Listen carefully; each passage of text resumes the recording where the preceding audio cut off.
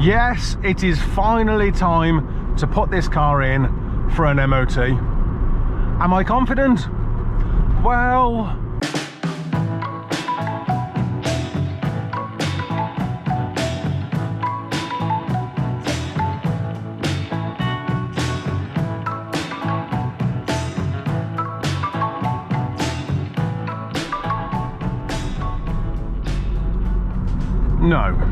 No, I am not confident at the moment. Normally I am, but then normally things are a lot different than the way they are now, especially with this car.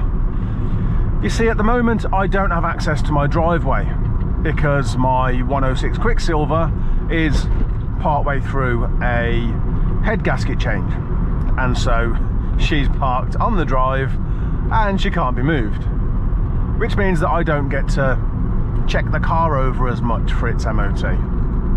Now I can do a few little bits and pieces like the glove box and the gear knob, and even have a go at the airbag faults, which at the moment the light is off. But we saw what happened last time, that the light was off and it came back on whilst I was filming. So I've picked up those jobs that I can do whilst parked on the road, and who knows with the airbag, because the light's off, then it's on, then it's off. Started looking at it 2 weeks ago. I drove for a whole week with no airbag light, and then it came back on, and it was on for every single journey. So it's somewhat unpredictable, this airbag fault, or airbag faults to be precise.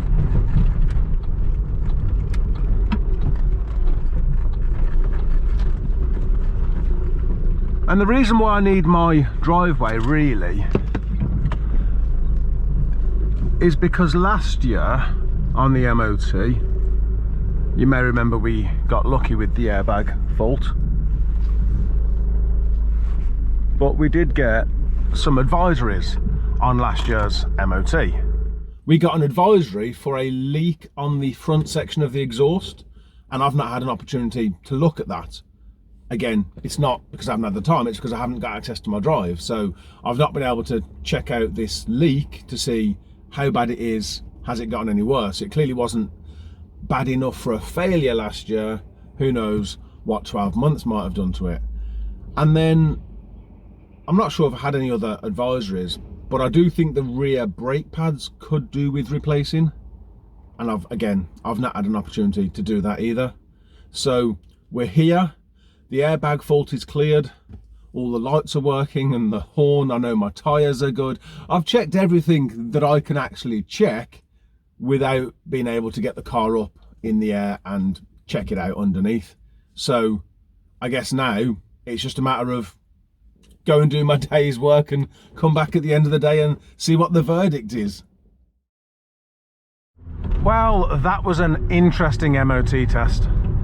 I remember last year we got somewhat lucky with the airbag light last year, because the light stayed off for the MOT, and as I was leaving the car park after passing the MOT last year, as I'm leaving the car park, the airbag light came back on. Well, would you look at that, we haven't even left the MOT centre and the airbag light is back on. But it didn't matter as much at that point, it just meant that I'd have to fix it at some point in the future. This year we've run out of luck. In fact, things worked the other way around this year. We drove to the MOT centre. In fact, I've been driving for a few days now without an airbag fault. Light's been off. Several journeys and the light's been off. And we drove to the MOT centre this morning without an airbag fault.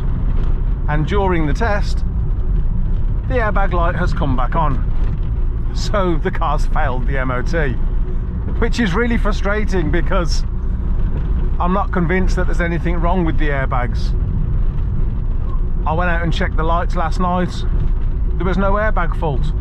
And while I'm checking the lights, the ignition's on, but the engine's not running.